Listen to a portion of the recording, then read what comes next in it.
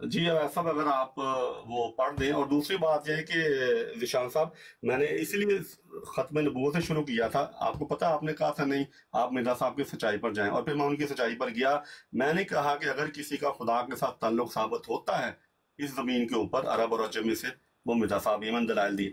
अब हम जाते हैं उनकी नबूवत की दलील के बारे में। मैंने आपको खत्म नबूवत पर बात करने से नहीं रोका था जी। अपना वैसा में अगर आप सूरह यूनुस आयत 16 नंबर पढ़ दें, फिर अब मैं इस पे फिर मिर्जा साहब की सच्चाई पर ये आज दलील बनाता हूँ। जी मैं निकाल देता अस्सलाम वालेकुम अमन नज़ीर भाई, कैसे हैं आप? वालेकुम सलाम रहमतुल्लाह जी। मैं अभी आया हूँ, तो मैं असल में डायरेक्ट ही ब्रॉड के अंदर आ गया हूँ। तो अभी जो जितनी मैंने बात सुनी है, बस सुनी है, बस उससे जो कुछ मुझे समझ गुफ्तगू करना चाह रहे हैं। इससे पहले मुझे नहीं पता कि आपके दरमियान क्या गुफ्तगू हुई है, क्योंकि मैं जी यही है अमन नज़ीर भाई, वो ये है कि व्हाट्सअप ये साबित कर, कुरान और हदीस से साबित करना चाह रहे हैं मिर्ज़ा साहब की सच्चाई को। ठीक है, तो मैंने इनसे कहा कि जी आप करें बयान, हम सुनेंगे।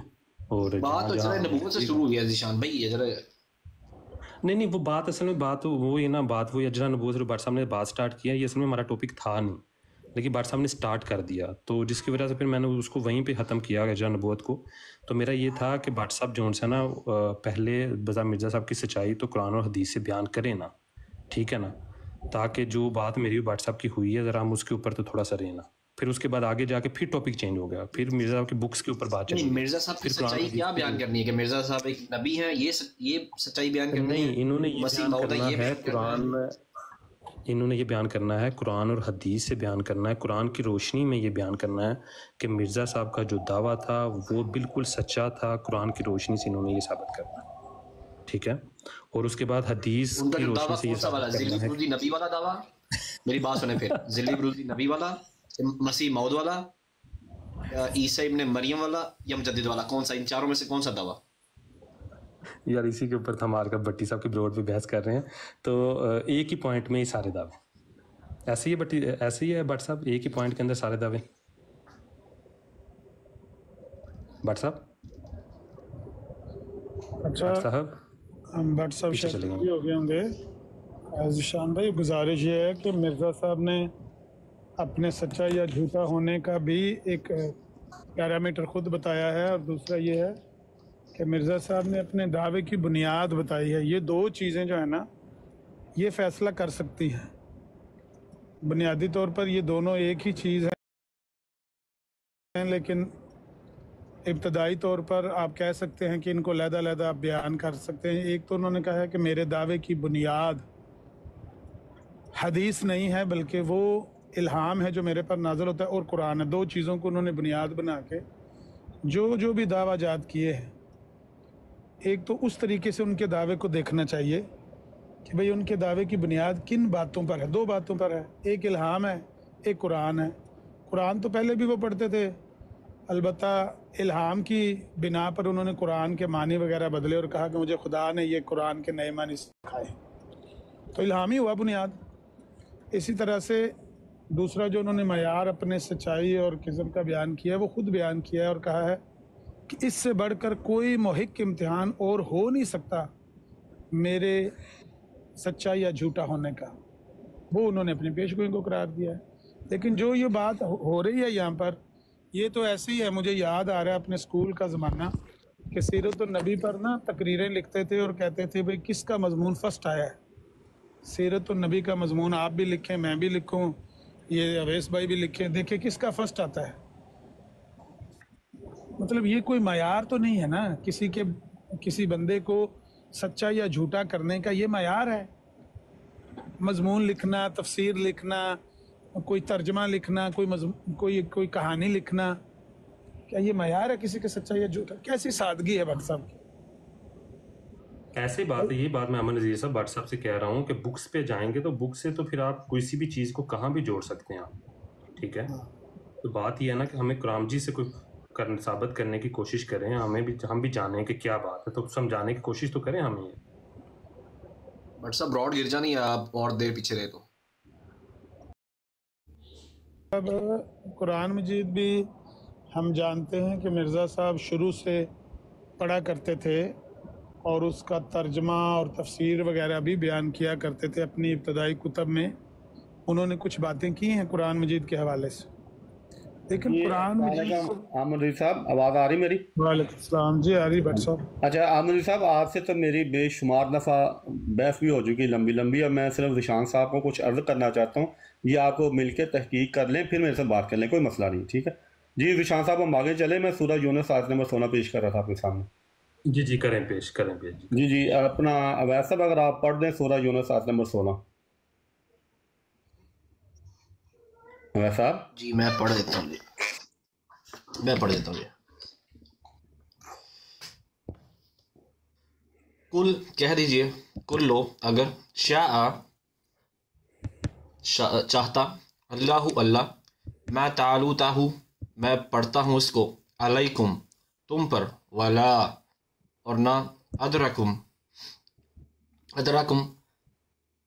خیر دیتا، بے ہی اس کی، فقد تو تخلیق، لابس تو ٹھہرا رہا ہوں میں، فیکم تم میں، عمرن ایک عمر تک، من اس سے، قبل ہی پہلے، افلا کیا بھلا نہیں، تعقلون تم عقل رکھتے ہو. آپ صلی اللہ علیہ وسلم کہیں کہ اگر اللہ چاہتا تو نہ میں یہ قرآن تمہیں پڑھ کر سناتا اور نہ وہ تمہیں اس سے واقف کرتا. میں تمہارے درمیان ایک عمر گزار چکا ہوں اس سے پہلے، تو کیا تم لوگ عقل سے کام نہیں لیتے؟ جی ذیشان صاحب یہاں پہ بات یہ ہے کہ اللہ تعالیٰ نے، اگر آپ میوٹ کر دیں ویسا. ہاں جی اچھا ذیشان صاحب یہاں پہ بات یہ ہے کہ اللہ تعالیٰ نبی کریم صلی اللہ علیہ وسلم کہہ رہا ہے کہ تو اپنی سچائی کے لیے اپنی عمر پیش کر جو تو ان کے درمیان گزار چکا ہے، دعوے سے پہلے والی عمر. تو یہی دلیل ہے یا کوئی اور دلیل ہے؟ کیونکہ قرآن آگے کہتا ہے کہ اگر تم یہ پیش کرو اور انہیں یہ کہو کہ تم عقل سے کام نہیں لیتے. اب اللہ تعالیٰ نے جو عمر پیش کرنے کی دلیل بنائی ہے اس کو عقل کے ساتھ جوڑا ہے، تو اس کو آپ کیسے سمجھتے ہیں؟ مطلب بٹ صاحب اس کا آپ کیا کہنا چاہ رہے ہیں اس آیت کے اندر؟ آپ کا اس کے متعلق کیا ہے؟ اس کے متعلق تو دلیل یہ بڑی واضح آیت ہے، اس میں نہیں کیا سمجھنے والی بات ہے؟ نہیں میں یہ کہہ رہا ہوں کہ آپ یہی سمجھ رہے ہیں یا آپ کچھ اور سمجھتے ہیں کہ اللہ تعالیٰ انہیں کہتا ہے کہ اپنی عمر جو تو ان کے درمیان گزار چکا ہے دعوے سے پہلے والی، کہ میں تمہارے درمیان نہ پڑھتا. ظاہر ہے پہلی جو آیات پڑھی تو وہ وہی پر نبی کریم صلی اللہ علیہ وسلم پڑھی جو ان پر اتری تھی غار حرا میں.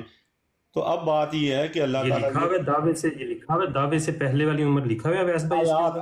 آیات میں دیکھو آیات کا حوالہ دیا ہے کہ جب نبی کریم صلی اللہ علیہ وسلم آیات، ویس بھائی زیادہ عمر گزار چکنے سے مراد یہی کہ پرانی زندگی گزاری. ہاں جی اچھا ٹھیک ہے، آگے چلیں بٹ صاحب. اب میں یہاں پہ اپنا فہم بتاتا ہوں اور آپ کو اس سے اعتراض ہوا تو آپ وہ بتا دیں کہ نہیں یہ میں اس فہم کو نہیں مانتا. یہاں پہ اللہ تعالیٰ نبی کریم صلی اللہ علیہ وسلم کو فرما رہا ہے کہ تو اپنی جو تم نے آیات پڑھ کے جب شروع کیا ان سے پہلے والی زندگی جو ہے ان کے سامنے بطور ثبوت پیش کر، اور انہیں کہہ دے کہ میں اپنی پیدائش سے پہلے والی دن سے لے کے آیات پڑھنے سے پہلے والی زندگی تم میں گزار چکا ہوں. تم میرا اٹھنا بیٹھنا، میرا بات کرنے کا انداز، میرا اخلاق تم جانتے ہو. تو اگر تم نے مجھے ہمیشہ میرے میں سچائی پائی ہے، ایمانداری پائی ہے، اچھا اخلاق پایا ہے، تو اب اگر تم میرے دشمن ہوئے ہو یا مجھے جھوٹا سمجھتے ہو تو اللہ تعالیٰ کہتا ہے کہ یہ تمہاری عقلوں کا قصور ہے. میں جو ہوں میں تو وہی ہوں جو میں 40 سال تک تمہارے درمیان میں رہ چکا ہوں. یہی دلیل ہے یا اس کے علاوہ کوئی دلیل دینا چاہ رہا ہے اللہ تعالیٰ؟ جی ذیشان صاحب. اچھا صحیح ہوگا، مطلب آپ اس چیز سے یہ سمجھیں. ہاں اگر آپ سمجھتے ہیں کہ نہیں یہ سادی سی دلیل ہے نا، بڑی مضبوط دلیل ہے، اگر آپ سمجھتے ہیں کہ یہ دلیل نہیں بنا رہا اللہ تعالیٰ اس آیت سے تو پھر آپ مجھے بتا دیں کہ کیا دلیل بنائی جا رہی ہے. صحیح ہوگا، ٹھیک ہوگا، جو آپ بیان کر رہے ہیں ٹھیک بیان کر رہے ہیں. اب اس کا ذرا مرزا صاحب سے ذرا کیجئے گا کمپیریزن ذرا. ہاں جی اب مرزا صاحب نے جب یہ بہائن احمد لکھی اور انہوں نے کہا کہ اللہ تعالیٰ نے مجھے یہ سمجھایا ہے، اللہ تعالیٰ نے میرے پر یہ الہام کیا ہے، وہ سارے الہامات اس میں شامل ہیں بہائن احمدیہ میں. اب ان سے پہلے والی زندگی جو ہے 1880 سے پہلے والی زندگی میں مخاطب کے سامنے پیش کر چکا ہوں. میں یہ کہتا ہوں کہ اگر ان کی پاکیزگی کے حوالے لینے ہیں تو وہ میں دے دیتا ہوں. اگر انہوں نے اپنی زندگی ان کی اس وقت ان کی 47 سال عمر تھی, 47 سال کی زندگی میں ان پر کسی قسم کا بھی ان کے خلاف پر ان کے بول چال پر کبھی کسی نے اعتراض کیا ہے تو آپ سامنے پیش کریں, جو کہ 1880 تک ہوا ہو, 1880 کے بعد نہیں. کیونکہ نبی کریم صلی اللہ علیہ وسلم کی زندگی پر بھی لوگوں نے 40 سالہ زندگی کے بعد میں آ کے 40 سال سے پہلے والی زندگی پر اعتراضات اٹھائے ہیں. تو لہٰذا یہ نہیں, بات یہ ہے کہ جب انہوں نے بتانا شروع کیا کہ اللہ تعالیٰ نے مجھے الہام فرمایا, اس وقت تک کسی نے ان کی ذات پر کوئی کسی قسم کے کردار پر کوئی حملہ کوئی اعتراض کیا ہے تو پیش کریں, اگر نہیں کیا. اچھا مجھے نا میرا نا یہاں سے میری بات ختم نہیں, دیکھیں میری بات ختم نہیں ختم. اگر وہ پیش نہیں کیا تو یہی دلیل نبی کے سچے ہونے کی ہے کہ نبی جو ہمیشہ ہوتا ہے, ہمیشہ پاکیزہ زندگی گزارتا ہے دعوے سے پہلے. نبی کریم صلی اللہ علیہ وسلم جب غار حرا سے واپس آئے تو حضرت خدیجہ نے کیا کہا تھا کہ آپ تو لوگوں کے ساتھ صلہ رحمی کرتے ہیں, آپ کو اللہ تعالیٰ ضائع نہیں کرے گا. ابھی تو قرآن اترا بھی نہیں تھا, چند آیات تھی. تو حضرت خدیجہ نے بھی جب نبی کی صلی ایمان لے کے آئیں تو وہ ساکہ جو ساری زندگی ان کے سامنے تھی وہی دلیل جو قرآن دے رہا. اب میں ایک اور مثال دے دیتا ہوں. حضرت ابوبکر صدیق رضی اللہ عنہ جب آ رہے تھے باہر سے مکہ میں تو کسی نے کہا کہ تم نے سنا کہ تمہارے دوست نے کیا کہا ہے, اس نے نبوت کا دعویٰ کر دیا. حضرت ابوبکر صدیق رضی اللہ عنہ نبی کریم صلی اللہ علیہ وسلم کے پاس آئے اور فرمایا, پوچھا کہ آپ نے یہ دعویٰ کیا ہے. نبی کریم صلی اللہ علیہ وسلم نے کوشش کی کہ وہ اپنے دعوے کی بنیاد ہے اس کی وجہ بیان کریں. حضرت ابوبکر صدیق رضی اللہ عنہ نے فرمایا کہ مجھے صرف اتنا بتا دیں کہ آپ نے دعویٰ کیا ہے. تو نبی کریم صلی اللہ علیہ وسلم نے فرمایا ہاں کیا ہے. تو پھر انہوں نے کہا میں ایمان لے کے آتا ہوں. یہاں پہ ایک دلیل ہے اور دو مثالیں میرے پاس کم از کم موجود ہیں کہ جو انہوں نے اسی دلیل کے تحت, حالانکہ یہ آیت اس وقت اتری بھی نہیں تھی, صرف اگر ایمان لے کے آئے ہیں تو پرانی زندگی کو دیکھ کے ایمان لے کے آئے ہیں. تو اگر میں بٹ صاحب اس کا شان نزول بتا دیجیے گا ساتھ ساتھ نا. دیکھیں میں کہہ رہا ہوں کہ جب حضرت خدیجہ ایمان لے کے آئیں اس وقت تو چند آیات اتری تھی, آیت اتری نہیں تھی. حضرت ابوبکر صدیق جب ایمان لے کے آئے تو انہوں نے کوئی آیت بھی نہیں سنی تھی, انہوں نے صرف اتنا پوچھا تھا کہ آپ نے دعویٰ کیا کہ نہیں کیا. اس بنیاد پہ ایمان لے کے آئے تھے کہ ساری زندگی ان کے سامنے تھی. تو لہٰذا اب میں ایک اور بات بتاتا ہوں کہ قرآن کریم یہ تعلیم دیتا ہے کہ موٹی موٹی چیزیں دیکھ کے ایمان لایا جاتا ہے. جو باریکیوں میں جاتے ہیں, موٹی چیزیں چھوڑ دیتے ہیں, وہ پھر کبھی ایمان نہیں لے کے آتے. مجھے یہ بتائیں کہ حضرت خدیجہ تمام قرآن دیکھ کے ایمان لے کے آئی تھی, حضرت ابوبکر صدیق تمام قرآن سن کے ایمان لے کے آئے تھے. مکہ والے کیا وہ نشان دیکھ کے ایمان لے کے آتے ہیں, پورا قرآن پڑھ کے سمجھ کے ایمان لے کے آئے تھے؟ فرعون جو تھا وہ نشان حضرت موسیٰ علیہ السلام کا دیکھ کے ایمان لے کے آیا تھا یا پوری قرآن پڑھ کے ایمان لے کے آیا تھا؟ جن جادوگروں کا ذکر ہے, جب انہوں نے دیکھا کہ ہمارا جادو کام نہیں چلا تو انہوں نے نشان دے کے ایمان لے کے آئے. تو جو باریکیوں میں جاتے ہیں, جس طرح مرادوں میں جایا جاتا ہے, اللہ تعالیٰ فرماتا ہے کہ ان کو تمام جوابات بھی دیے جائیں کہ پھر بھی ایمان نہیں لے کے آئیں گے, کیونکہ ان کا طریقہ ہی نہیں ہے. جب آپ موٹی چیزیں پہلے دیکھتے ہیں, قرآن کی تعلیم یہی ہے. سورہ فاتحہ کے بعد اللہ تعالیٰ فوراً کہتا ہے غیب پر ایمان لے کے آؤ. دیکھیں ابھی تو ہم نے 7 آیات پڑھی ہیں, پھر اللہ تعالیٰ ساتھ ہی کیا لگا ہے پر ایمان لے کے آؤ, کیونکہ غیب پر ایمان لے کے آئیں گے تو پھر باریکی راہوں سے اللہ تعالیٰ ہمیں گزارے گا. جو لوگ باریکیوں میں پڑ جاتے ہیں موٹی چیزیں دیکھ کے, وہ قرآن کہتا ہے کبھی ایمان نہیں لے کے آتے. تو لہٰذا بات یہ ہے کہ مرزا صاحب کو میں نے موٹی موٹی چیزیں بتائی, بہت ساری بتا سکتا ہوں, تو وہ دیکھ کے میں تو ایمان لے کے آ گیا ہوں. قرآن کی تعلیم ہی یہی ہے. جب میں باریکیاں بھی مجھے سمجھ آ گئی. بٹ صاحب دیکھیں, اچھا مجھے آپ یہ بات بتائیں کہ مرزا صاحب کی 1880 سے پہلے والی لائف کیسی تھی؟ بہت پاکیزہ تھی, صاف, بہت زیادہ پاکیزہ تھی, بہت زیادہ پاکیزہ تھی. اچھا ٹھیک ہو گیا. اچھا میرا نا اس کے بعد ایک سوال ہے بڑا اچھا قسم کا, لیکن میں اس سے پہلے امن نذیر صاحب سے پوچھنا چاہوں گا. امن نذیر صاحب آپ اس بارے میں کیا کہتے ہیں؟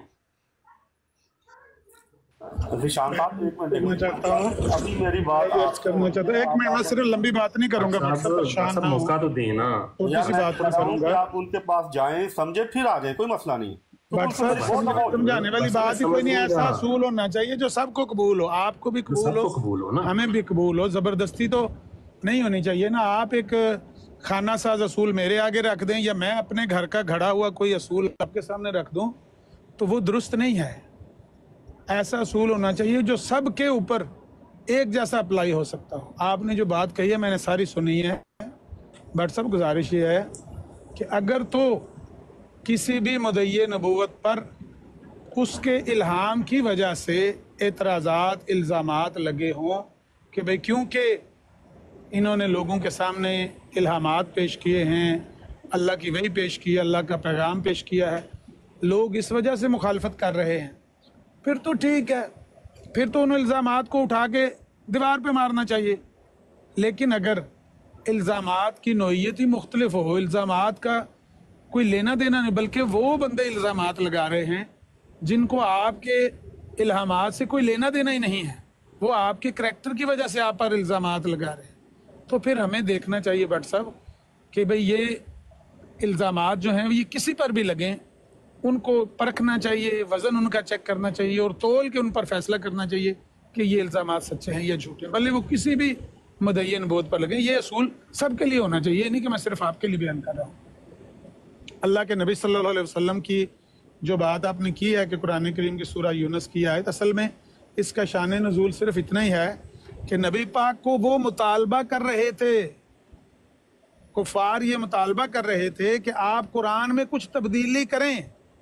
कुरान जो आप हमारे सामने पेश कर रहे हैं ये इतना सख्त है, इसका कलाम और इसके जो पैगाम है ये इतना सख्त है, ये हम कबूल कर नहीं सकते, या इसको बदल दें या इसमें कुछ कमी बेशी करके ला दें। तो इसका शान नज़ूल ये है इस आयत का कि नबी पाक ने ये फरमाया कि मैंने तुम में एक उम्र गुजारी है, तुम मुझे जानते हो, मैं ये बात, ये कुरान करीम की आयत या इस किस्म का जो एकेडमिक चीज़ होती है ये मैं पेश कर ही नहीं सकता था, क्योंकि मैं तो पढ़ा लिखा नहीं हूँ। मैंने कोई आज से पहले कभी कोई किताब, कोई तहरीर, कोई तकरीर कभी इस तरह की पेश की है, क्योंकि मैं पढ़ा लिखा नहीं, मैं उम्मी हूँ। असल में इस आयत में ये बात बयान हुई है। और इसका आयत का अगर शान नज़ूल भी देखेंगे तो तकरीबन ज़्यादातर मुफस्सिरीन ने यही बात लिखी हुई है कि उनका एतराज़ नबी अलैहिस्सलातु वस्सलाम के ऊपर नाज़िल होने वाले कलाम पर था। तो नबी पाक ने उनके सामने ये कहा कि मैंने तुम्हें एक उम्र गुजारी है, तुम जानते हो मैं उम्मी हूँ, मैं पढ़ा लिखा नहीं हूँ, मैं ना अपने पास से घड़ के ला सकता हूँ कुरान, ना मैं इसमें कोई कमी पेशी करके ला, मैं तो जो भी मेरे पर नाजिल होता है वो मैं पेश कर देता हूँ। ये है इसका शान नज़ूल, वो नहीं है जो आप बयान कर रहे हैं कि उन्होंने कोई किरदार पर एतराज़ किए तो नबी पाक ने अपना कहा कि मैंने तुम्हें एक उम्र, वो तो नबी पाक ने पहले दिन ही उनको सवाल कर लिया। जब आप ऐलान नबूवत करने लगे थे तो आपने सारे मक्के वालों को बुला के पहले उनके आगे किरदार रखा है कि बताओ मैंने तुम 40 साल गुजारे, कैसे गुजारे हैं, तुमने मुझे कैसा पाया? उन्होंने कहा हमने आपको सादिक और अमीन पाया। फिर आपने ये उनके सामने ये बात पूछ रखी है कि भाई अगर मैं तुम्हें कोई खबर दूं कि इस पहाड़ी के पीछे से कोई फौज आ रही है और वो तुम पर हमला कर देगी, मान लोगे? उन्होंने कहा बिल्कुल, क्योंकि हमने आपको सादिक और अमीन पाया है।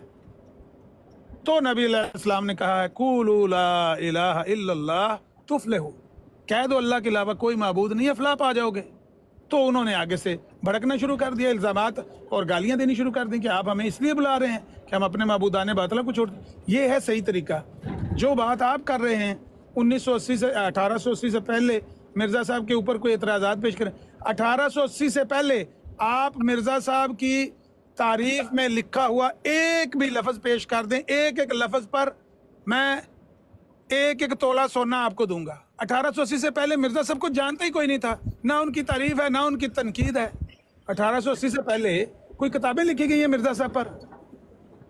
मिर्ज़ा साहब की ज़िंदगी मंजर आम पर आई ही 1880 के बाद है। तो 1880 के बाद ही उनको देखा जाएगा कि इनकी 1880 से पहले की और अब की ज़िंदगी कैसी है। तो बहरहाल मिर्ज़ा साहब ने असल जो दावा किया 1891 में किया है, यही आपके खलीफा साहब ने असेंबली में भी कहा था कि मिर्ज़ा साहब ने 1891 में दावा किया है। आपको अगर दावे से पहले की ज़िंदगी परखनी है तो 91 से पहले परखनी चाहिए, क्योंकि 91 से पहले और 80 के बाद मिर्ज़ा साहब की ज़िंदगी को लोग जानने लग गए थे। 80 से पहले वो खुद कहते हैं कि मैं गोशा गुमनामी में पड़ा हुआ था, मुझे कोई नहीं जानता था, ना अपना ना बेगाना, ना मेरा कोई मोतरिफ था, ना मेरा कोई नकाद था, ना मेरी कोई तारीफ करने वाला था, ना मेरे पर तनकीद करना, क्यों जानते नहीं थे लोग, छोटी सी बस्ती सी कादियान। तो ये आपका जो असूल है, जो मयार आपने पेश किया है, ये दुरुस्त नहीं है। 1880 के बाद जितनी उनकी ज़िंदगी है दावे से पहले की 11 साल ज़िंदगी, उसको देख लें। अगर उनके इल्हामात पेश करने की वजह से उनके ऊपर इल्ज़ामात लगे हैं तो फिर आप कहें कि भाई ये देखें उनके इल्हामात की वजह से, उनके दावाजात की वजह से उन पर एतराज़ात हुए हैं, ये झूठे, हम भी उठा के दीवार पे मारेंगे, हम आपका साथ देंगे कि ये कोई लॉजिकल बात बनती नहीं है। लेकिन इल्ज़ामात तो उनके किरदार की वजह से 1887 से लगने शुरू हुए। 84 के बाद जब उन्होंने किताबें ना लिखी, लोगों ने उनको पैसे दिए हुए थे, तो उसमें कोई दावे का चक्कर नहीं, कोई इल्हामात का मसला नहीं। लोगों ने इल्ज़ामात लगाए कि भाई हमने आपको पैसे दिए थे किताब छापने के लिए। लोगों का कोई गिला शिकवा नहीं था कि आपने इल्हामात क्यों शाया किए हैं, आप कोई दावा क्यों कर बैठे हैं, इस तरह का कोई मसला नहीं था। لوگوں نے تو استعانت دین کے لیے چندہ دیا، پیسے دیے، جب وہ کتابیں نہیں چھپی لوگوں نے الزامات لگانے شروع کر دی. اسی بات سے شیخ بٹالوی کے ساتھ اختلاف ہوا. یہی اعتراضات سارے ہندوستان سے لوگوں کی طرف سے ان پر لگا ہے. اب آپ دل پہ ہاتھ رکھ کے بتائیں کہ کیا ان کے الہامات کی وجہ سے یہ الزام لگا ہے یا ان کے اپنی کسی غلطی کی وجہ سے یا کوتاہی کی وجہ سے؟ مائک آپ کے لیے. جی ذیشان صاحب جی بٹ صاحب اب میں آتا ہوں، ذرا ٹھہریے گا. دیکھیں احمد نذیر صاحب نے جو بیان کیا، جواب آپ کو ماشاءاللہ اچھے سے انہوں نے دے دیا. اب میں آپ کی ڈیفینیشن پہ آ جاتا ہوں، جو ڈیفینیشن بٹ صاحب آپ نے کی ہے. اگر آپ یہی ڈیفینیشن پہ اگر آپ رہتے ہیں جو بھی آپ نے بیان کی ہے، تو مجھے اس پہ یہ بات بتائیں کہ آپ کے جو 5ویں خلیفہ ہیں، ٹھیک ہے، ان کی خلافت جب وہ خلیفہ نہیں بنے تو اس سے پہلے ان کی لائف کیسی تھی؟ جی ذیشان صاحب، آپ نے کہا جی انہوں نے جواب اچھی طرح دے دیا ہے، انہوں نے جواب نہیں دیا. اس لیے میں نے آپ کو دعوت دینا چاہ رہا تھا کہ آپ ان کے ساتھ بیٹھ کے 2 گھنٹے ان کے دلائل خطب الموت کے حوالے سے اور یہ جو دلائل دے رہے ہیں کہ مرزا صاحب کی زندگی جیسی تھی وہ سمجھ لیں، پھر انشاءاللہ تعالیٰ آپ کے ساتھ پھر اس بات پر جو ہے. بٹ صاحب دیکھیں آپ مجھے یہاں سمجھانے کے لیے بیٹھے ہوئے ہیں، ٹھیک ہے، بات بری نہیں ہے. دیکھیں احمد نذیر صاحب نے جو بیان کیا، احمد نذیر صاحب نے آپ کے جو آپ نے چیز آگے رکھی اس کی وضاحت احمد نذیر صاحب نے کی، ٹھیک ہے نا. اب میں اس کے بارے میں تھوڑا سا یہ بیان کرنا چاہ رہا ہوں کہ دیکھیں جو ڈیفینیشن آپ نے دی ہے، اگر میں آپ کی اس ڈیفینیشن کے اوپر کو بھی مان لوں، ٹھیک ہے نا، تو مجھے آپ تھوڑا سا یہ بتائیں گے کہ آپ کے جو 5ویں خلیفہ ہیں ان کی خلیفہ بننے سے پہلے کی لائف کیسی تھی؟ جی ذیشان صاحب دیکھیں، آپ نے مجھے ٹوک دیا. آپ نے کہا جی انہوں نے اچھی طرح سے جواب دے دیا، میں نے کہا نہیں دیا انہوں نے. چلیں میں اب تھوڑا سا اس کے اوپر بیان کر رہا ہوں. دیکھیں اگر تو آپ پھر آپ نے مجھے یہ ٹوک کہہ دیا. دیتے ہیں نا کہ ان کی پہلے والی لائف اچھی تھی، تو بٹ صاحب ایسے تو کوئی بھی اٹھے گا، کوئی بھی اٹھ کے آپ کی ڈیفینیشن کے اوپر کوئی بھی آ کے کہے دا بھائی سچا تے میں ہوں، جی دیکھیں میری لائف دیکھ لو بڑی اچھی تھی. ذیشان بٹ صاحب یہ معیار نہیں ہے پرکھنے کے. دیکھیں میری بات سنیں، بٹ صاحب تھوڑا سا غور و فکر کریں اس کے اوپر. بات کرنے دیں گے. اب جب میں نے آیت آپ کے سامنے رکھی، آپ نے نذیر صاحب کی طرف جو ہے وہ موڑ دی بات. اب میں کہہ رہا ہوں کہ نذیر صاحب سے کیوں میں نے آپ کا پہلے سوال بیان ہونے دیا، اس کے بعد موڑا. کیسے بات ہوگی؟ اب آپ یہ نہیں کہ تھوڑا سا بولیں. جب میں نے آیت آپ کے سامنے رکھی اور میں نے کہا یہی دلیل ہے، آپ نے کہا ہاں بالکل یہی دلیل دی ہے. پھر آپ نے بات موڑ دی احمد نذیر صاحب کی طرف، اور پھر جو انہوں نے بیان کیا آپ نے کہا جی اچھی طرح سے جواب آ گیا ہے. اس کا مطلب ہے کہ آپ ان کے جواب سے اتفاق کر رہے ہیں.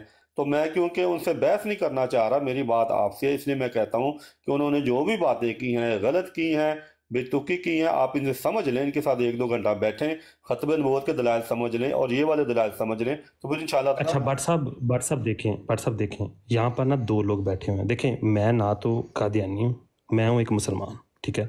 آپ مجھے تبلیغ کرنا چاہ رہے ہیں. ایک طرف احمد نذیر صاحب بیٹھے ہوئے ہیں جو کہ مسلمان ہیں، اور وہ بھی مجھے تبلیغ، وہ میں ان کی رہنمائی سیاست حاصل کر رہا ہوں، ٹھیک ہے نا. دیکھیں میں نے تو وہ چیز دیکھنی ہے. اگر آپ کی چیز ٹھیک ہوگی تو میں یہ کہہ دوں گا کہ بٹ صاحب آپ کی چیز ٹھیک ہے. احمد نذیر صاحب کی چیز ٹھیک ہوگی تو میں کہوں گا کہ ان کی چیز ٹھیک ہے. آپ کی بری ہوگی تو آپ کو کہہ دوں گا احمد نذیر صاحب کی مجھے لاجک سب کچھ سمجھ میں نہیں آئے گا تو میں کہوں گا کہ بھائی مجھے نہیں سمجھ. دیکھیں میں نے آپ سے پوچھا کہ اس کا شان نزول کیا تھا، ٹھیک ہے نا. آپ نے مجھے شان نزول نہیں بتایا. آپ نے میرے سے یہ کہہ دیا آگے سے کہ جی دیکھیں اس وقت تو کچھ چند آیتیں ہوئی تھیں، لیکن احمد نذیر صاحب نے مجھے اس کا شان نزول بتایا. میری بات سمجھ رہے ہیں بٹ صاحب جو میں کہنے کی کوشش کر رہا ہوں؟ ذیشان صاحب دیکھیں ایز اے کامن مین کسے کہتے ہیں؟ کامن مین اسے کہتے ہیں جس کے پاس نالج کی کمی ہوتی ہے، ٹھیک ہے، جس کے پاس تھوڑا بہت سا ہلکا ہلکا سا نالج ہوتا ہے سوچنے سمجھنے کا، اس سے زیادہ اس کے پاس نالج نہیں ہوتا. اگر آپ مجھے ایز اے کامن مین سمجھ رہے ہیں نا، ٹھیک ہے نا، تو پھر میں نے تو دونوں فریق کی بات سننی ہے نا. میں نے آپ کی بھی سنوں گا، میں اویس بھائی کی بھی سنوں گا، میں احمد نذیر صاحب کی بھی سنوں گا، ٹھیک ہے. اس کے بعد میں دیکھوں گا اگر آپ مجھے بات بتا دیں جو شان نزول آیت کا احمد نذیر صاحب نے بتایا ہے، کیا آپ کی نظر میں یہی شان نزول بنتا ہے؟ بتائیں مجھے. جی میں نے کہا کہ جو بھی انہوں نے باتیں بیان کی ہیں غلط بیان کی ہیں، اس آیت کا تعلق شان نزول سے بنتا ہی نہیں، کیونکہ یہ جو دلیل دی جا رہی ہے یہ ایک اصول بیان کیا جا رہا ہے کہ جب بھی کوئی آیت اللہ کی طرف منسوخ کی جائے گی ہمیشہ اس سے پہلے والی زندگی دیکھی جائے گی، ٹھیک ہے. وہاں پہ کیا کہا جا رہا ہے کہ میں تمہارے سامنے یہ آیات بیان نہ کرتا، تو جو پہلی آیات اتری تھی وہ آیات نہیں تھیں اللہ تعالیٰ کی. میں کہتا ہوں کہ ہر نبی اپنے الہام سے پہلے کی زندگی پاکیزہ ہی گزارتا ہے. یہ صرف نبی کی کا معاملہ نہیں، ہر نبی کو اللہ تعالیٰ پاک صاف رکھتا ہے تاکہ کسی کو ایمان لانے پر اس پہ کوئی اعتراض نہ ہو. لوگ یہ نہ کہیں یہ تو ہمارے سامنے زندگی گزار چکا ہے، یہ کبھی جھوٹ تو نہیں بولتا تھا لیکن جھگڑا کرتا رہا ہر ایک سے، جھوٹ تو نہیں بولتا تھا، ایمانت میں خیانت نہیں کرتا تھا لیکن ہر ایک سے نفرت کرتا تھا. تو لہٰذا نبی جو ہوتا ہے وہ اپنی زندگی شروع سے ہی پاکیزہ ان جو یعنی کہ انسانی کمزوریاں ان سے پاکیزہ زندگی گزارتا ہے وہ. تو بہرحال میں نے ان کی باتوں پہ اس لیے نہیں اپنا کیا کہتے ہیں کہ جرا کی کہ وہ پھر بات لمبی ہو جائے. میں آپ کو کہہ رہا ہوں کہ آپ تحقیق کر لیں. اب دیکھنا اس میں تو آپ کو نہیں کہہ رہا کہ آپ عمر رضوی صاحب کے پاس نہ جائیں، میں کہہ رہا ہوں آپ تحقیق کر لیں. میں نے ایک بات آپ کے سامنے رکھی ہے کہ 1880 سے پہلے والی زندگی، اور وہ آپ ان کے حوالے اگر آپ کو ملتے ہیں تو آپ عمر رضوی صاحب سے لے کے آ جائیں. میں وہی بات کر رہا ہوں. بٹ صاحب مجھے یہ بتائیے گا کہ مرزا صاحب کی 1880 والی بات کے اوپر میں آپ والی بات پہ رہوں تو مرزا صاحب پہلے کن بکس کے اندر مرزا صاحب کی صداقت، مرزا صاحب بڑے اچھے ہیں، یہ چیزیں ہیں وہ چیزیں ہیں، کہاں لکھی ہوئی ہیں؟ ذرا تھوڑا بیان کریں گے مجھے؟ جی میں بیان کروں گا، لیکن ابھی میں چاہتا ہوں کہ آپ تحقیق کریں کہ شاید ان کی زندگی پر کسی نے کوئی بری چیز کہی ہو 1800 سے پہلے. آپ کوئی پیش کریں وہ دلیل ہی ٹوٹ جاتی ہے. ابھی دیکھیں، ابھی 1880 سے پہلے کی بات کر رہے ہیں. مرزا صاحب نے جماعت کی بنیاد 1889 کے اندر رکھی. ہاں جی. اسمبلی کے اندر دعویٰ 91 میں 191 کی ڈیٹ ہے، ٹھیک ہے نا. لوگوں نے ان کو کتابوں کے لیے پیسے جو ان سے ہیں 84 میں دیے، 83 میں دیے، 82 میں دیے، ٹھیک ہے. اب مجھے آپ یہ بات بتا دیں کہ مرزا صاحب نے اپنا جو دعویٰ ہے نبوت کا وہ کس سن کے اندر کیا؟ ذرا مجھے اس کو ذرا ڈیفائن کیجیے گا. ان کے نبوت کا دعویٰ کس سن کا ہے ان کے تاکہ میں ان کی زندگی کو پرکھ سکوں نا، میں ان کی زندگی کو پرکھ سکوں. بتائیے گا. وہ جو میں نے آیت پیش کی تھی وہ آیت کیا کہہ رہی تھی کہ میں تمہارے سامنے یہ آیات پیش نہ کرتا. اگر مرزا صاحب جو ہیں وہ اگر آیات پیش کرنے سے پہلے کی زندگی جو ہے وہ ان کی ناپاک ہوتی تو وہ یہ آیات جو اللہ تعالیٰ کی طرف منسوخ کر رہے ہیں نہ پیش کرتے. بہرحال میں آپ کو اب ایک ہنٹ دے دیتا ہوں کہ 1864 سے لے کے 1868 تک انہوں نے سیالکوٹ میں ملازمت کی. جو ایک بندہ ملازم ہوتا ہے وہ گھر سے باہر بھی نکلتا ہے، گھر کے اندر بھی آتا ہے. انہوں نے عیسائیوں سے گفتگو کی، مباحثے ہوئے. تو وہ اگر حوالے چاہیے تو میں آپ کو دیتا ہوں. یہ نہیں ہے کہ وہ ایک جو ہے ایسے انجان شخص ہے جن کو کوئی جانتا ہی نہیں تھا. ہاں قادیان میں کیونکہ وہ گھر سے مسجد سے گھر، لیکن جہاں پہ انہوں نے جاب کی، اور آپ کو میں بتاؤں کہ جب انہوں نے دعویٰ کیا سب سے زیادہ احمدی ہوئے ہی ادھر ہیں جہاں پہ وہ 4 سال ملازمت انہوں نے کی. ان کا کردار لوگوں کے سامنے اس حوالے سے اور ان کا علم جو ہے وہ لوگوں کے سامنے اس کی جھلک آ چکی تھی. بہرحال ابھی میں نے پیش کیا آپ کو، میں نے کچھ چیزیں آپ کو پیش کی ہیں. ان دعوے سے پہلے والی زندگی میں الزام لے کے آنا ہے، ٹھیک ہے. پھر میں نے آپ کو پیش کیا کہ موٹی موٹی چیزیں دیکھ کے ایمان لایا جاتا ہے. میں نے نبی کی سب کے حوالے سے حضرت ابوبکر صدیق کی مثال دے دی، کفار مکہ کی مثال دے دی، جادوگروں کی مثال دے دی، فرعون کی مثال دیتی ہے حضرت خدیجہ. قرآن میں جتنی بھی مثالیں ہیں کوئی بھی مثال ایسے نہیں ملتے کہ تم باریکیوں میں جاؤ، پہلے باریکیاں سمجھو تو پھر ایمان لے کے آؤ. ہمیشہ موٹی چیزیں دیکھو، باریکیاں پھر اللہ تعالیٰ سمجھاتا ہے. دوسری بات آپ نے کی کہ آپ نے ابھی کیا ہاں آپ نے وہ بات کی کتابوں والی اور جو مطلب کہ پیسے دی، اور پھر یہ امن رضی صاحب نے بھی کی ہے. نبی کریم صلی اللہ علیہ وسلم پر بھی دعوے سے پہلے والی زندگی پر امانت میں نہیں، وہ تھا صدقات میں خیانت کے حوالے سے الزام لگا، اور قرآن کریم میں موجود ہے. یہ عامر صاحب کہہ رہے تھے کوئی ایسی کون سی ذرا آیت، ذرا بٹ صاحب آیت بیان کی جو ابھی آپ نے کہا ہے حضرت سلم کے اوپر جو آپ نے بات کی ہے، ذرا اس کو ذرا کیجیے گا. قرآن کی کس آیت کی بات کر رہے ہیں؟ ہاں جی میں بات ابھی ختم نہیں ہوئی. عامر نذیر صاحب کہہ رہے تھے کوئی 3-4 ہفتے پہلے کی بات ہے کہ ایسی کوئی آیت پائی نہیں جاتی. پھر میں نے آیت انہیں بتائی، پھر یہاں پہ پڑھی گئی. پھر اللہ تعالیٰ قرآن میں فرماتا ہے کہ ہر نبی پر ایک ہی طرح کے الزامات لگتے ہیں. مطلب یہ ہے کہ جب وہ اللہ تعالیٰ کی طرف اپنے آگے منسوخ کر لیتا ہے تو ان کے مخالفین پہ الزامات لگانا شروع ہوتے ہیں، اس کے کردار پر، اس کے کلام پر، ہر طرح سے جو بھی الزام بنے وہ لگایا جاتا ہے ان پر. سحر زدہ ہیں، ٹھیک ہے. قرآن کے میں تو بہت زیادہ الزامات پیش کیے ہیں جو نبی کی وسلم لگائے گئے. تو مرزا صاحب کا بھی وہی حالت ہے. تو بہرحال اب میں نے کئی چیزیں پیش کر دی. آگے بڑھیں. ہاں جی دیکھیں نا آگے میں نے موٹے موٹے نشانات بھی پیش کر دیے میں نے ان کی. اچھا دوسری چیز یہ ہے کہ میں چاہتا ہوں کہ آپ اس طرف آئیں کہ آپ 1400 سال میں کوئی تفسیر دیکھ لیں سورہ فاتحہ کی جو مرزا صاحب سے بہتر کی گئی ہو، تو ہم اس پہ پڑھیں گے، سمجھیں گے، سمجھائیں گے تو لوگوں کے سامنے کس کے پاس قرآن کا فہم ہے. کیونکہ اللہ تعالیٰ قرآن کی میں دعویٰ کرتا ہے صرف مطہر لوگ جو ہیں वही कुरान के हक़ाइक़ तक पहुँच सकते हैं। नापाक लोग कुरान के हक़ाइक़ तक नहीं पहुँच सकते। तो कुरान का फ़हम जो है यही उनकी नबूवत की सबसे बड़ी दलील है। हम अगली दफ़ा बात करेंगे खत्म नबूवत पर, आप मामा नज़ीर साहब से समझ लें, सैयद ज़फ़र शाह साहब से समझ लें, और फिर हम सूरह फातिहा की तफसीर पे बात करें, क्योंकि वहाँ पे बहुत सारे दलाइल ऐसे मिर्ज़ा साहब ने अपनी नबूवत के लिए भी दिए हैं। ठीक है, ठीक हो गया? तो मैं आप बंद करना चाहता हूँ, पर फिर बात हो गया। नहीं बंद नहीं करना चाह रहे भट्ट साहब, नहीं बंद नहीं करना चाह रहे। देखें, मतलब आपका यह है कि जो दलाइल अभी आपने पेश किए हैं, आपकी नज़र में ये बड़े, आपकी नज़र में मैं बात कर रहा हूँ, बाकी दूसरे जो आपके हबाब हैं उनकी नज़र में नहीं, लेकिन आपकी नज़र में आपने ये बड़े ठोस और बड़े पक्के, जैसे कहते हैं ना बुनियादी पक्के, कहते हैं ना, थोड़ा मारता है तो बंदा पूरी जान से मारता है, तो ये वो वाले दलाइल आपने पेश किए हैं। देखें, जब मैंने कुरान से आपको बता दिया कि मोटी चीज़ें देख के ही मान लाया जाता है, तो क्या इसमें ये पक्की दलील नहीं है? मैंने कितने हवाले आपको दे दिए।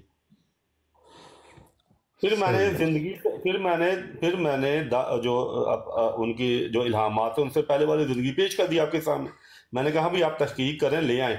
और फिर उनकी ज़िंदगी कोई जानता नहीं था, फिर मैंने उसके दलील के लिए उनकी ज़िंदगी जो है 1864 से लेकर 68 तक पेश की, सियालकोट वाली ज़िंदगी, जहाँ पे उन्होंने नौकरी की, मुलाजमत की, और मैंने उनके हवाले पढ़े हुए हैं उस लिहाज से। ठीक है, ये कहना है कि उनको कोई जानता नहीं था, बिल्कुल गलत है। उन्होंने जो भट्ट लिखा, साहब मैं पूछ सकता हूँ कि वो सियालकोट की ज़िंदगी में किस किस क्रिश्चियन से किस किस मौजू पर मिर्ज़ा साहब का कहाँ कहाँ मुनाजरा हुआ है, कोई रेफरेंस दे सकते हैं? हाँ जी, मैं वो आपको बता दूंगा। उनके मुझे अभी, क्योंकि अंग्रेज थे तो उनके साथ उन्होंने लिखा भी है कि वो मेरे साथ गुफ्तगू किया करते थे। ये एक तो हवाला मेरे पास पक्का मौजूद है, बाकी हवाले मैं देख लूँगा, आपको बता दूंगा। ठीक है, 1864 और 68, 4 साल जो रहे हैं ना वो सियालकोट में, कचहरी में उन्होंने लिखा है। हाँ जी, कचहरी में लिखते हैं कि अंग्रेज जो है वो मुझसे बातें किया करते थे, मैं उनको कुरान के फहम समझाया करता था। और वो फिर उन्होंने एक यहाँ भी लिखा है कि उसको फिर जाना पड़े इंग्लैंड वापस, तो इंग्लैंड जाने से पहले वो खुसूसी तौर पर मुझसे मिलने आया, क्योंकि लोग समझते थे कि कुरान का फहम उनके पास है। तो बहरहाल मैं वहाँ पेश कर दूंगा किसी वक्त, कोई मसला नहीं है। ये दलील तो नहीं ना बनती, मुखालिफ को जो दलील आपने देनी होती है ना। देखें ना, अब्दुल्ला आतम के बारे में आप कहें कि भाई अब्दुल्ला आतम के साथ मिर्ज़ा साहब ने 1893 में मुनाजरा किया था, तो हम कैसे जुटला सकते हैं? क्योंकि नूर अफशां में भी छपा हुआ है, हमारे मुसलमानों की किताबों में छपा हुआ है, मिर्ज़ा साहब ने अपनी जंग मुक़द्दस में भी छपी हुई है बात सारी, उसकी रूदात, तो उसका तो इनकार नहीं किया जा सकता। जो बात आप पेश कर रहे हैं कि मिर्ज़ा साहब कहते हैं कि जब मैं कचहरी जाता था तो अंग्रेज़ों से बातें करता था, ये बात कौन मानेगा भट्ट साहब? देखिए, सारी बातें आप उनकी किताबों से ही निकाल रहे हैं। उनकी किताब में लिखा हुआ है वहाँ के हालात जो सियालकोट में उन्होंने जैसे जिंदगी गुजारी, आपको सामने पेश कर दूंगा। मतलब किसी उनके बेटे ने खुद लिखा है कि 5 मुनाजरे मिर्ज़ा साहब ने ज़िंदगी में किए हैं, एक अब्दुल्ला आतम के साथ और एक मास्टर मुरलीधर हिंदू के साथ, यानी एक क्रिश्चियन और एक हिंदू, 3 मुसलमानों के साथ किए हैं। शेख बटालवी के साथ एक किया है, एक मौलाना अब्दुल हकीम कुल्लानूरी के साथ किया है, एक मौलाना बशीर सासवानी के साथ। 5 मुनाजरे सीरतुल मादी में उन्होंने खुद लिखा। अगर मिर्ज़ा साहब ने 1864 और 68 के दरमियान किसी अंग्रेज से, किसी पादरी से, सियालकोट में किसी से कोई मुनाजरा किया और उसको शिकस्त फाश दी है, तो उसका उनके बेटों को नहीं पता, आपको पता चल गया कि उन्होंने मुनाजरे किए हैं। जी आमर साहब, देखिए, मैंने ये दलील दी थी कि आपने दलील दी थी कि वो कहते हैं मुझे कोई जानता नहीं था। मैंने आपको ये दलील दी है कि उनको लोग जानते थे जब 4 साल हो रहे। फिर दलील मैंने ये बनाई है कि सबसे ज्यादा अहम ये जो दौर में पहले ही उस इलाके में, सियालकोट के इलाके में, तो हमें वाकयाती शहादत भी मिलती है और उनकी किताबों से भी मिलती है कि 1964 से 68 तक, नहीं 1864 से 68 तक वो बाहर निकलते थे, लोग जानते थे, बातें होती थी। मैंने इसलिए दलील पेश की है। अच्छा ज़ीशान साहब, हाँ जी ज़ीशान साहब, बात यह है अब मैंने कहा है कि जो मिर्ज़ा साहब ने सूरह फातिहा की तफसीर लिखी है 1400 साल में किसी ने नहीं लिखी। अब मैं आपको एक और दावा देता हूँ, आप मौलाना मौलाना जो हैं बटियालवी साहब और जो अमर श्री साहब, ठीक है, और जो भी उस वक्त के उलमा हैं, उन्होंने अगर सूरह फातिहा के हवाले से कुछ भी लिखा है, चाहे वो एक आयत ही हो, तो वो भी आप पेश कर सकते हैं। ठीक है, मतलब आप ये कहना चाह रहे हैं भट्ट साहब कि मिर्ज़ा साहब के दौर में अगर किसी ने लिखी है तो ठीक है, उस मिर्ज़ा साहब जब चले गए हैं उसके बाद अगर किसी ने लिखी है तो वो नहीं आप मानेंगे, लेकिन उससे पहले अगर किसी ने लिखी है तो ठीक है, ये कहना चाह रहे हैं आप? देखिए मेरी बात सुनो, 2 चीज़ें। एक, मैं आपको ये वक्त दे रहा हूँ कि उनका वक्त और उनसे पहले का वक्त आप कोई भी ले आए, तो फिर मैं आपको वक्त दूंगा उनसे बाद का वक्त। क्योंकि अगर पहले का है ही नहीं है तो फिर आप उसको कबूल करेंगे भाई मेरे पास पहले वाली कोई चीज़ नहीं है, फिर बाद वाले में बात करेंगे। अभी मैं फिलहाल आपको 1400 साल दे रहा हूँ, तो आप जो भी कहेंगे ये तफसीर मैं पेश करना चाहता हूँ तो हम इंशाअल्लाह ताला लोगों के सामने पेश करेंगे, आप भी करेंगे मैं भी करूँगा, ठीक हो गया। देखिए इससे बेहतर बात नहीं हो सकती कि पूरा फातिहा पे बात जी की जी जाए। ठीक है ना। अच्छा भट्ट साहब देखें, मैं भट्ट साहब मैं आपसे बहुत छोटा हूँ एज के अंदर, ठीक है ना, माशाल्लाह आप एज में मेरे से बहुत बड़े हैं, ठीक है, तो लेकिन भट्ट साहब देखें मेरी ये छोटी सी रिक्वेस्ट है आपसे, ठीक है ना, कि सीरियसली बात करूँ ना तो भट्ट साहब ये कोई दलाइल नहीं है, ठीक है, आप यकीन करें भट्ट साहब कि मैं मुकम्मल टाइम निकाल के, ठीक है ना, बच्चे को इस वक्त वीडियो कॉल कर लें, मेरी गोद में है इस टाइम, मैंने बाकायदा तौर पे आपकी बात सुनने के लिए मुझे ये था कि शायद आपके पास कोई बड़े ठोस किस्म के कोई दलाइल इस वक्त मौजूद है, ठीक है, तो भट्ट साहब ये दलाइल नहीं है, मैं ये तो एक आम सी, ये तो जो आप बयान कर रहे हैं ये तो किसी भी आम बंदे के अंदर पाई जाती हैं चीज़ें, ये सारी की सारी। जी बात खत्म हो गई आपकी। जी देखें मेरा काम था आपको बता देना, पैगाम पहुंचा देना, आपको मनवाना मेरा काम नहीं। अल्लाह ताला कुरान में फरमाता है कि तुझे हमने दारोगा नहीं बनाया, क्या तू इस गम में हिलाक कर लेगा अपने आप को, ईमान नहीं लाते। मेरा काम नहीं है कि मैंने आपको मनवा के उठना है, मेरा काम था कि आपके सामने बातें रख दूं। आपके सामने मैंने रखा 1880 की बरहीन अहमदिया, कहा कि अगर किसी ने दफा किया तो मिर्ज़ा साहब ने किया। अब आपने उनके मुखालफिन में तो कोई पेश करना है, ठीक है, आज भी पेश की।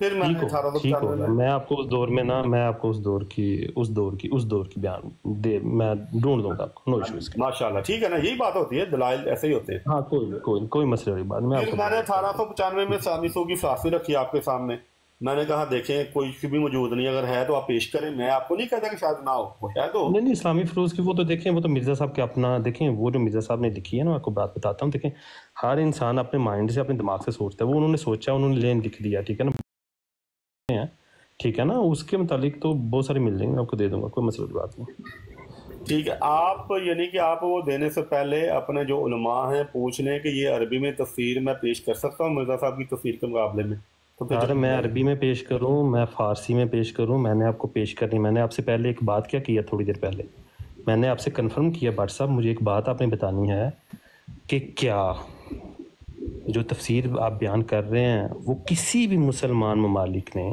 किसी भी लैंग्वेज के अंदर नहीं लिखी। मेरी बात समझ रहे हैं आप, नहीं समझ रहे?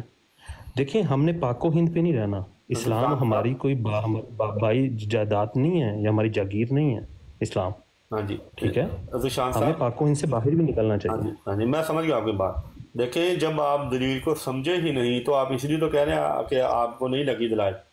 मैंने आपको हवाला दिया था कि कुरान की भी दलील बिल्कुल यही है। सूरह बकरा में अल्लाह ताला ये नहीं फरमाएगा जाओ तुम किसी ज़बान में कुछ भी लिख लो और कह दो ये सूरह बकरा के मुकाबले में। उन्होंने जो चैलेंज दिया है वो अरबी में जो लिखी हुई तफसीर है उसका चैलेंज दिया है। अगर उस तरह की तफसीर अब आप कह रहे हैं, चलें ठीक है, अब आपने वाज़िया कर दिया, ठीक है, अब आपने वाज़िया कर दिया कि अब आप ये कहना चाह रहे हैं कि अरबी के अंदर जो तफसीर लिखी है वो लेके आनी है, ऐसी बात है भट्ट साहब? उसके मुकाबले में क्या कहें ये उसके मुकाबले, हाँ जी उसके मुकाबले, ठीक है ना, उसके मुकाबले में अरबी के अंदर लेके आनी, अरबी लैंग्वेज के अंदर। हाँ जी चलो ठीक, डन हो गया। तो दूसरा, हाँ ये मेरी एक रिक्वेस्ट है इसमें भट्ट साहब, एक मिनट अमर साहब आप भी नोट कर लें। जो मेरा एक तो ये चैलेंज है ना, वो तो इन्होंने फिर बताना मुझे कब कितने दिन इनको लगेंगे लिखने के लिए। एक चैलेंज मेरा ये है, आपने समझा है, नोट कर लें। कैसे मिल जाएगी भट्ट साहब, लिखना क्यों है? हाँ जी निशान साहब, चलें लिखे नहीं लेकिन नोट कर लें, ज़हन नशीन कर लें। मैंने अपनी तरफ से ये चैलेंज दिया है कि जो हमारे alislam.org पे पढ़ा हुआ है किताब सूरह फातिहा की तफसीर मिर्ज़ा साहब के ने जो की है, उसके मुकाबले में 1400 साल में किसी ने तफसीर नहीं लिखी उस तरह की, करीब ही नहीं कोई तफसीर मैंने पढ़ी है।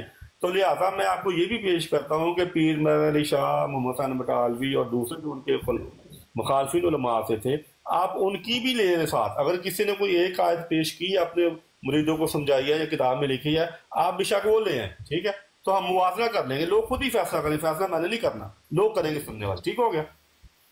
नहीं ठीक है ना, सूरह फातिहा की आप कह रहे हैं ना। नहीं भट्ट साहब अब आप थोड़ा सा ना अमन नज़ीर साहब करिएगा बात करें आप, मैं उसके बाद मेरी एक रिक्वेस्ट है सिर्फ जो मैं करना चाह रहा हूँ कि ठीक है ज़िशान भाई आप ले आएँ कोई तफसीर अरबी वाली, और ये भट्ट साहब ले आएंगे मिर्ज़ा साहब की तफसीर। लेकिन करना आपने ये है कि भट्ट साहब आपने मिर्ज़ा साहब की तफसीर को अच्छा कहते रहना है और ज़िशान साहब आपने वो जो आप लाएंगे उसको अच्छा कहते रहना है, बस ये करना है। ये मेरी रिक्वेस्ट है आपसे। नहीं आमिर साहब मुझे कभी नहीं जाना। ये बात ये देखना, ये आपने तमस्कर में बात डाल दी। मैंने कहा था कि मैं वो छापूंगा, जहां पे आप कहेंगे वहां पे भेजूंगा, खुद कोई फैसला करेगा, ये मैंने बात की है, यही किया बात। इसका फैसला कौन करेगा? इन दो तफसीरों में से अच्छी किसकी तफसीर है? पढ़ने वाला खुद कहेगा, मैं क्यों जज बनूं? मैं क्यों जज बनूं? पढ़ने वाला खुद फैसला करेगा। पढ़ने वाला जो पढ़ेगा और वो फैसला करेगा, वो तो कर लेगा ना वहां से देखकर। आपने यहाँ पर टिकटॉक पर क्या पेश करना है? तफसीर का कोई ऐसा नुक्ता पेश करना है? हाँ जी हाँ जी हाँ जी हाँ जो मिर्जा साहब ने बयान किया है। ठहर तो जाए ना। मिर्जा साहब ने तफसीर में कोई ऐसा नुक्ता बयान किया है जो पहले किसी को नहीं सूझा 14 सदियों में, वो बयान करना चाहते हैं। मेरा दावा कैसे मवाजना होगा?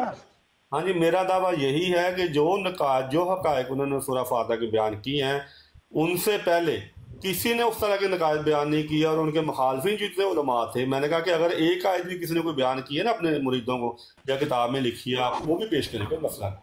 हम पढ़ के सुनाएंगे और लोग खुद जो है वो देख लेंगे। ठीक हो गया? ठीक है जी जिशान साहब। अच्छा, समझने के लिए मैं आपसे सिर्फ जानना चाहता हूँ कि क्या आपको पता है तफसीर का जो स्टैंडर्ड होता है वो क्या है? सबसे अच्छी तफसीर कौन सी होती है भट्ट साहब? वैसे मैं जानने के लिए मैं सिर्फ देखना चाहता हूँ, आपको पता है तफसीर अच्छी कौन सी होती है, बुरी कौन सी होती है? हाँ जी, जो सबसे अच्छी तफसीर कौन सी होती है? जो आयत पढ़ी गई थी कि अल्लाह ताला फरमाता है कि हम तुम्हें तफसीर समझाते हैं, वही सबसे अच्छी तफसीर है जो अल्लाह समझाए। ठीक है, तो फिर वो तो मिर्जा साहब का ही दावा है ना कि मुझे अल्लाह ने समझाई है। तो फिर वो जो भी उन्होंने लिखा है, तो अगर अल्लाह ने नहीं समझाई, उन्होंने खुद बनाई है, तो भाई आपके लोग भी बना लेंगे फिर उस तरह की। नहीं भट्ट साहब, ठीक हो गया। भट्ट साहब, कुरान की आमिर साहब चैलेंज हो गया, आप इधर उधर बात ना नहीं, चैलेंज तो ठीक है हो गया, पर ये तो समझ आए ना इस चैलेंज पर फैसला कैसे होगा? तफसीर कौन सी अच्छी होती है, कौन सी बुरी होती है? हम जब पेश करेंगे ना अपनी तफसीरें, फिर सवालों के जवाब भी देंगे, कोई मसला नहीं। आप कोई तफसीर ले आए आमिर साहब, कोई मसला नहीं। जिशान साहब आप भी देख लें तो इंशाल्लाह ताला कुरान की ले आएंगे। हाँ ठीक हो गया, ठीक है। मैंने पढ़ी हुई है मिर्जा साहब की तफसीर। ठीक हो गया, जिशान साहब ले आएंगे आमिर साहब। ठीक है, उसमें वही है, मौत मार दी ना बंदे नु, ईगो मार दी, बस ठीक हो गया। जिशान साहब ले आएंगे। जिशान साहब नहीं 1400 साल नहीं है, छोड़े 1400 साल को, हम तो मैं आप पैसे ले आऊँगा। अच्छा नहीं भट्ट साहब ठीक है, अरबी में के अंदर आपको तफसीर चाहिए ना? नहीं, दो बातें इसमें कोई बड़ा निशान साहब, दो बातें हैं। देखो यहाँ पे दो चैलेंज हैं।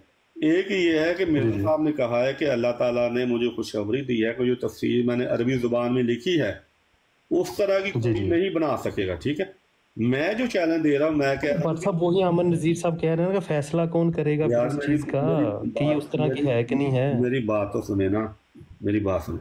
दूसरा चैलेंज ये है, मैंने आपको कहा है कि हमारी www.alislam.org पे पड़ी हुई है सूरह फातिहा की तफसीर, मिर्जा साहब ने जो मुख्तलिफ किताबों में लिखी है वो हमने वहाँ पे जमा कर दी। ठीक है, मैं कह रहा हूँ कि मिर्जा साहब ने जो नुक़ात सूरह फातिहा के वहाँ पे जो हक़ाइक़ बयान किए हैं 1400 साल में, और उनके मुखालफिन में से किसी ने नहीं किए, तो अगर वो इंसान की बनाई हुई बात है तो ज़ाहिर है फिर कोई ना कोई तो मिल जाना चाहिए 1400 साल में आपको या उनके मुखालफिन में से, तो आप वो पेश करें। मैं मतलब आपका ये है कि 1400 साल में ऐसा बंदा मिलना चाहिए जो मिर्जा साहब की तरह सोचे और मिर्जा साहब की तरह की तफसीर लिखता। मैंने कहा आप कहना चाहते, देखिए मेरी बात सुने, मैं आपको सिंपल से बता देता हूँ। मैं आपको एक चीज़ पकड़ाता हूँ, ठीक है ना? मैं कहता हूँ कि भाई इसके अंदर मुझे गाड़ी बना के दो, ठीक है ना? आप गाड़ी में फ्रंट के ऊपर 3 लाइटें लगा देते हैं, ठीक है ना? मैं फ्रंट के ऊपर एक लाइट लगा देता हूँ। बात तो भाई गाड़ी बनाने की हुई है ना, लाइट की तो नहीं हुई ना। ठीक है कि लाइट कहाँ कहाँ लगानी है, इस वजह से बात ये वाली है, बात हो रही है बट सब तफसीर की। अब ये थोड़ी है कि जिस दूसरे बंदे ने लिखी है वो भी मिर्ज़ा साहब की तरह सोचे, ठीक है? हो सकता है भाई उसने अपनी तरह, उसको अल्लाह ने किसी और तरीके से कहा हो कि भाई तुमने ऐसे सोचना, मिर्जा साहब से कहा हो कि भाई आपने ऐसे सोचना। तो भट्ट साहब ये तो हम तो फैसला नहीं करेंगे ना, इसका फैसला अब आप कर सकते हैं ना, इसका फैसला मैं कर सकता हूँ।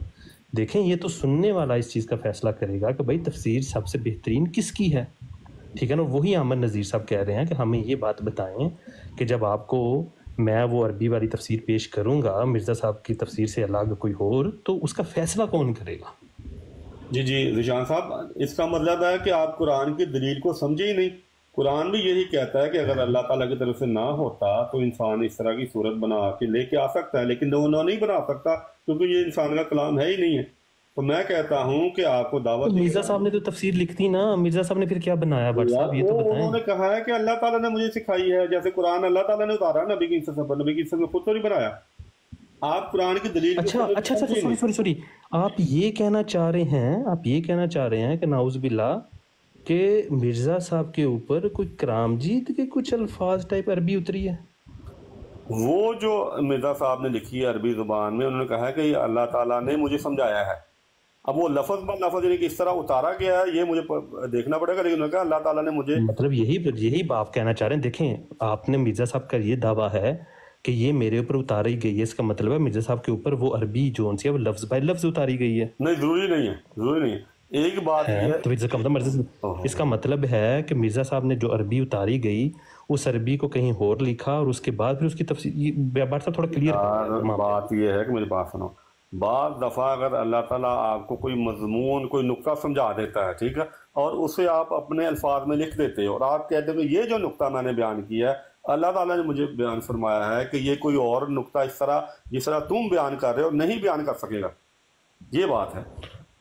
تو اس کا مطلب یہ ہوا کہ اللہ میاں نے نقطہ دیا اور مرزا صاحب نے اپنے دماغ کے ساتھ اس کی تفسیر لکھی، یہی آپ کہنا چاہ رہے ہیں؟ نہیں، اپنے دماغ کے ساتھ نہیں بنائی، اللہ نے لکھوائی نا، اللہ نے خوشخبری دی، گما کے بعد پھر وہیں پہ اللہ نے لکھوائی اور خوشخبری دی کہ اس طرح کی تفسیر کو اور نہیں لکھ سکے گا۔ اچھا چلے میں اب نا آپ کے لیے تھوڑا آسان کرتا ہوں۔ آپ یہ کہنا چاہ رہے ہیں کہ جو تفسیر ہے جو مرزا صاحب نے لکھی ہوئی ہے، جو کہ تفسیر عربی کے اندر ہے، وہ ساری کی ساری تفسیر مرزا صاحب کو اللہ میاں نے لکھوائی ہے، آپ یہ کہنا چاہ رہے ہیں؟ جی انہوں نے سمجھائی، جو لفظ ہے وہاں پہ میں وہی بولوں گا کہ میں دیکھ لے تو ایک منٹ میں نے پڑھا ہوا ہے، میں وہ نہیں اب سمجھائی اور لکھائی میں، اچھا دیکھیں وہ میں آپ کو بھیج دوں گا یار، جو لکھا ہوا ہے اور جو سمجھانا، دیکھیں بٹ صاحب دیکھیں پھر تھوڑا کنفیوز ہو رہے ہیں۔ دیکھیں میں بات کلیئر کر کے جانا چاہ رہا ہوں۔ دیکھیں آپ مجھے بات کلیئر کریں تھوڑی سی کہ جو لکھا ہوا ہے اور جو سمجھایا، پھر پیچھے چلے گئے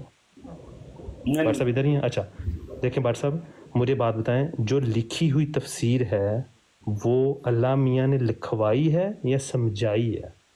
اگر سمجھائی ہے، سنیں، جو سمجھانا ہوتا ہے نا وہ ہوتا ہے کہ اللہ میاں نے بات سمجھائی اور مرزا صاحب نے وہ بات اپنے پاس رکھ لی اور اس بات کو سمجھ لیا، ٹھیک ہے۔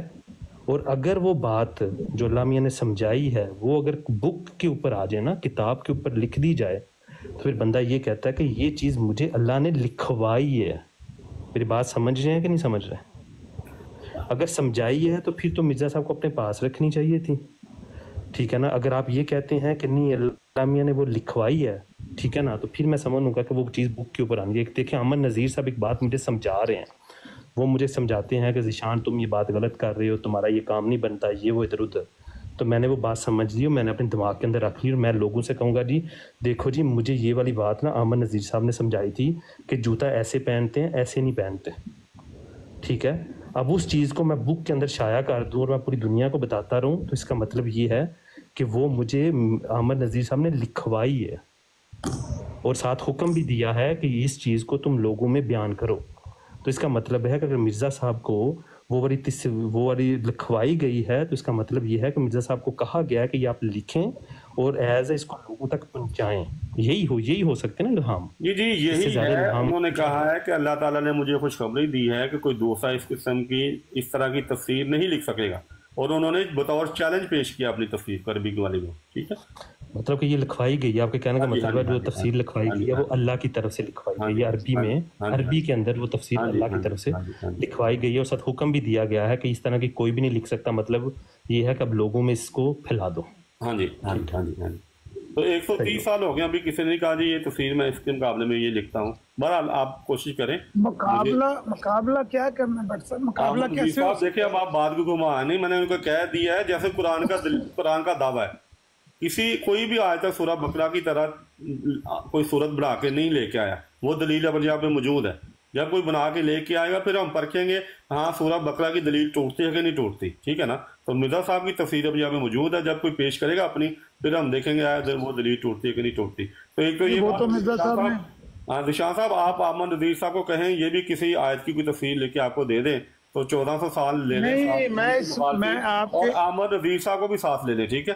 تو انشاءاللہ ڈاکٹر پیش صاحب کریں ہم وہ تفصیل جو ہے نا ہم سورہ فاتحہ کی پہلی آیت سے شروع کریں گے، ذیشان صاحب آخری آیت تک جائیں گے، بتائیں گے کہ کیا لکھا ہے آپ کے ڈاکٹر صاحب بات تو سن لینا، نہیں بات ختم ہو گئی، آپ ان کی مدد کریں گے، یہی چیلنج بٹ اب تھوڑی سی بات تو سن لیں، ایسے نہ کیا کریں نا، دے دیا نا، وہ آپ کی یک مدد طرفہ کریں گے، فیصلہ نہ کیا کریں ڈاکٹر صاحب، یک طرفہ فیصلہ نہ کیا کریں، میں نے کوئی فیصلہ یہی نہیں چیلنج کیا، آپ ان کی مدد سن تو کریں گے، لیں، بس بات ختم ہو گئی۔ سن تو لیں، آپ نہ ماننا سن تو لیں، بس اتنا تو موقع دیں۔ میں یہ عرض کرنے لگا ہوں کہ یہی چیلنج، یہی دعویٰ مرزا صاحب کا براہین احمدیہ کے بارے میں بھی ہے کہ نبی علیہ الصلوۃ والسلام نے اس کتاب کی تصدیق کی ہے، حضرت علی رضی اللہ تعالیٰ عنہ نے وہ کتاب پکڑائی ہے ان کے ہاتھ میں، پتہ ہے کشف کے حالت میں اس براہین احمدیہ کے اندر لکھی ہوئی تمام باتوں سے بعد میں مرزا صاحب مکمل طور پر تبدیل یعنی کر لیا اپنا عقیدہ، منحرف ہو گئے، بدل گئے، پھر گئے، جو اچھا لفظ لگتا ہے، یعنی جو کتاب مرزا صاحب کا دعویٰ تھا کہ نبی علیہ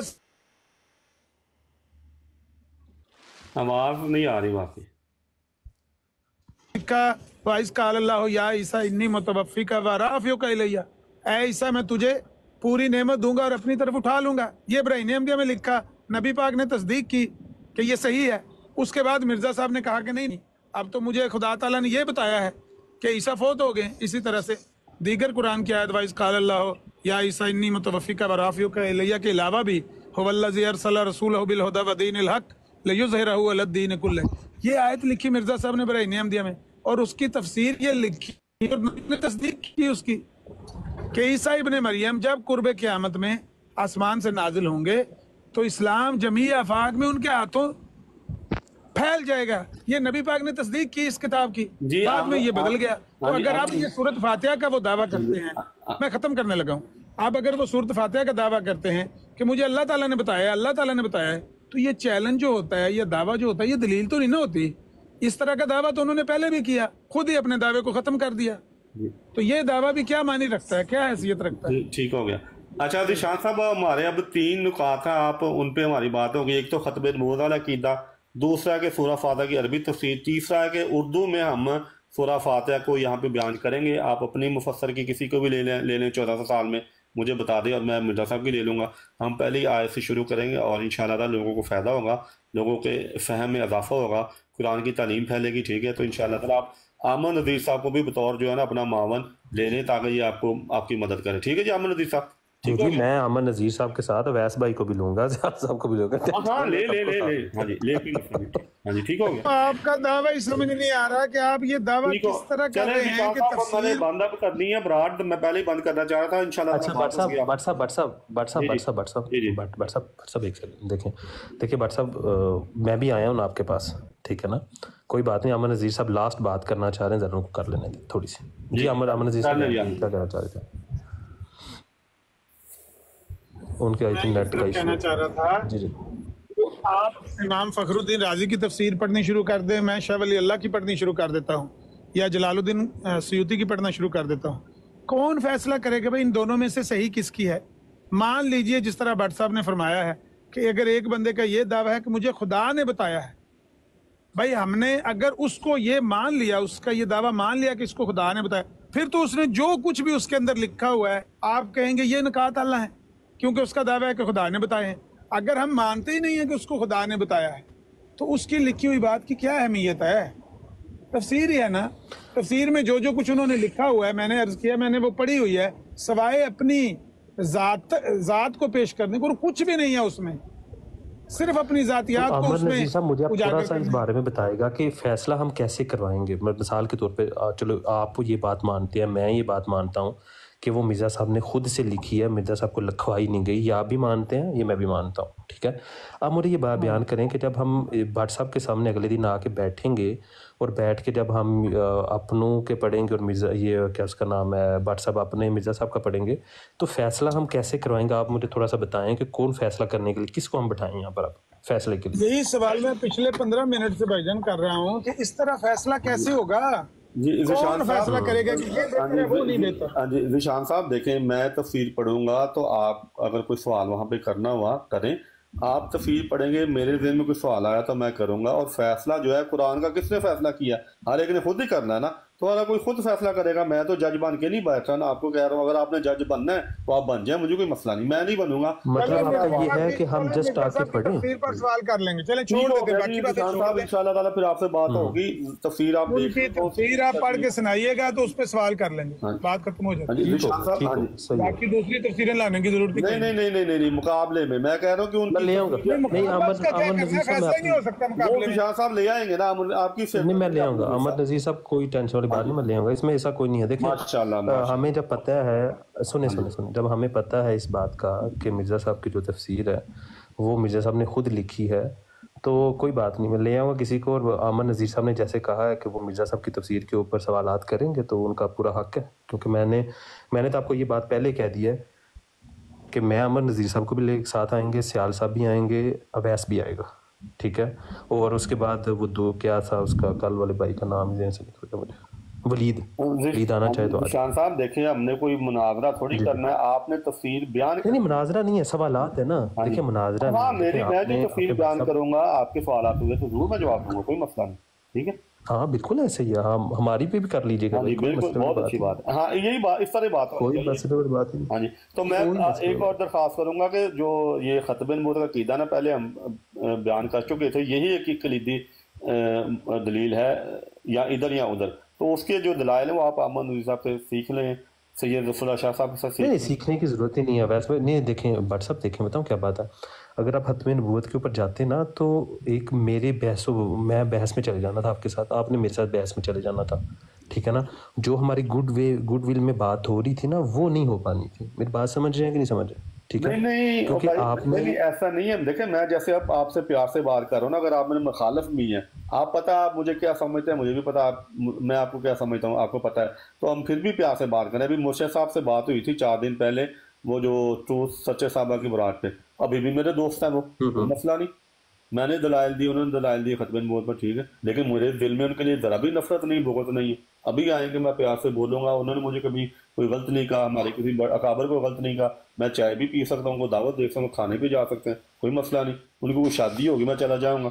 मतलब ऐसे नहीं है कि अगर हम खतबे नबूवत में बात चले हम ऐसे करेंगे, देखें बट साहब हम ऐसे करेंगे कि ना हम ना ये भट्टी साहब की जो ब्रॉड है ना, भट्टी साहब की जो ब्रॉड है, ठीक है, शाहद भट्टी साहब की ब्रॉड के ऊपर ना हम इस वक्त ज़िली और ब्रूजी को डिफ़ाइन करने पे हम इस चीज़ को उस अल्फाज के अलावा हम इस चीज़ को डिफ़ाइन करने पे लगे हुए हैं कि मिर्ज़ा साहब के एग्जैक्टली दावा क्या है, ठीक है, हम उसको वहाँ पे डिफ़ाइन कर रहे हैं। अच्छा अब वो मौजू ख़त्म होता है ना, तो मेरा इरादा ये है कि हम वहाँ पर ना ये वाला मौजू लगाएं, लेकिन ब्रॉड को कंट्रोल भट्टी साहब करेंगे, ठीक है भट्ट साहब, ब्रॉड को भट्टी साहब करेंगे। मेरा ये कि उसके बाद ना इस मौजू के ऊपर भी ना जो आप कह रहे हैं ना, इस मौजू को भी डिस्कस ना भट्टी साहब की ब्रॉड के ऊपर करेंगे। क्या कहते हैं आप इस बात को?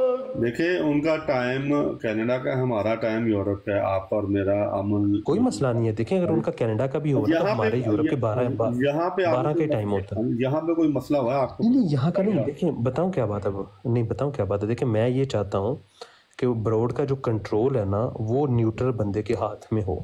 मेरी बात समझ रहे हैं कि नहीं समझ रहे? ठीक है, कोई कंट्रोल करने वाला बंदा हो तो वो मेरे अंदाजे के मुताबिक शायद भट्टी साहब ना कंट्रोल अच्छे से कर लेंगे।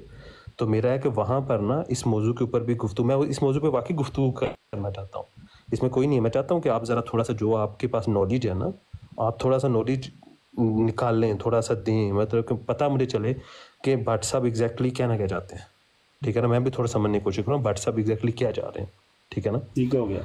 तो है कि ताकि वहाँ पे ना हम इस चीज़ का भी कर लेंगे कि क्या इसके अंदर आप लोगों के क्या पॉइंट्स हैं और कहाँ पर कन्फ्यूजन ज़्यादा पाई जा रही है। देखें आप भी समझने वाले हैं, हम लोग भी समझने वाले हैं, इंशाल्लाह ताला इसका होगा। और अमन नज़ीर साहब आए, मैं तो बड़ा शुक्रिया अदा करूँगा। मैं तो यकीन करें जितना नॉलेज अमन नज़ीर साहब के पास है ना, मेरे पास उसके मुताबिक ना एक छोटा तिनके के बराबर भी नॉलेज नहीं है मेरे पास।